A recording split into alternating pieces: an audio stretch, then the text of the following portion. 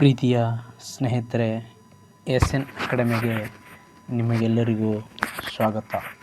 ಇವತ್ತಿನ ದಿನನಿತ್ಯದ ಪ್ರಚಲಿತ ಘಟನೆಗಳ ಭಾರತ ಮತ್ತು ದಕ್ಷಿಣ ಕೊರಿಯಾ ವಿಶೇಷ ಕಾರ್ಯತಂತ್ರದ ಪಾಲುದಾರಿಕೆಯನ್ನು ಪುನರುಚ್ಚರಿಸಿದೆ.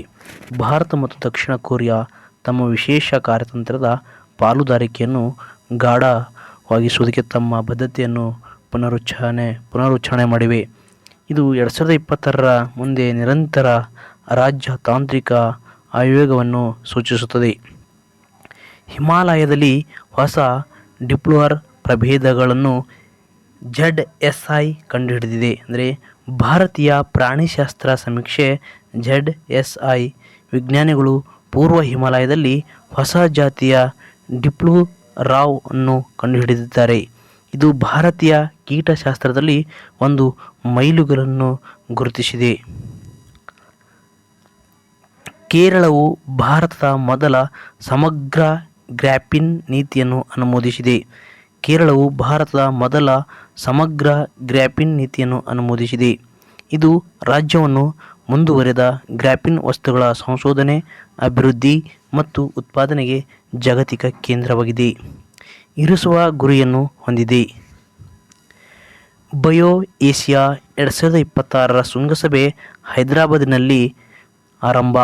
ತೆಲಂಗಾಣದ ಮುಖ್ಯಮಂತ್ರಿಯಾದ ರೇವಂತ್ ರೆಡ್ಡಿ ಅವರು ಹೈದರಾಬಾದ್ ಅಂತಾರಾಷ್ಟ್ರೀಯ ಸಮಾವೇಶ ಕೇಂದ್ರದಲ್ಲಿ 23ನೇ ಆವೃತ್ತಿಯ ಬಯೋ ಏಷ್ಯಾ 2026 ಅಂತಾರಾಷ್ಟ್ರೀಯ ಜೀವ ವಿಜ್ಞಾನ ಶೃಂಗಸಭೆಯನ್ನು ಉದ್ಘಾಟಿಸಲಿದ್ದಾರೆ.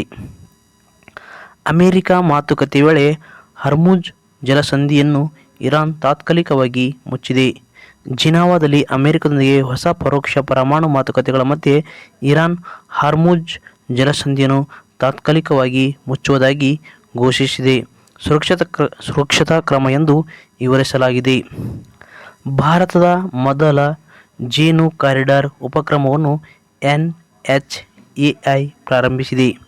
ಸುಸ್ಥಿರ ಮೂಲಸೌಕರ್ಯ ತನ್ನ ಬದ್ಧತೆಯನ್ನು ಬಲಪಡಿಸುವ ಸಲುವಾಗಿ ಭಾರತೀಯ ರಾಷ್ಟ್ರೀಯ ಹೆದ್ದಾರಿ ಪ್ರಾಧಿಕಾರ NHAI ರಾಷ್ಟ್ರೀಯ ಹೆದ್ದಾರಿಗಳ ಉದ್ದಕ್ಕೂ ಪರಾಗಸ್ಪರ್ಶ ಅಥವಾ ಬಿ ಕಾರಿಡಾರ್ಗಳನ್ನು ಅಭಿವೃದ್ಧಿಪಡಿಸುವ ಪ್ರವರ್ತಕ ಉಪಕ್ರಮವನ್ನು ಘೋಷಿಸಿದೆ.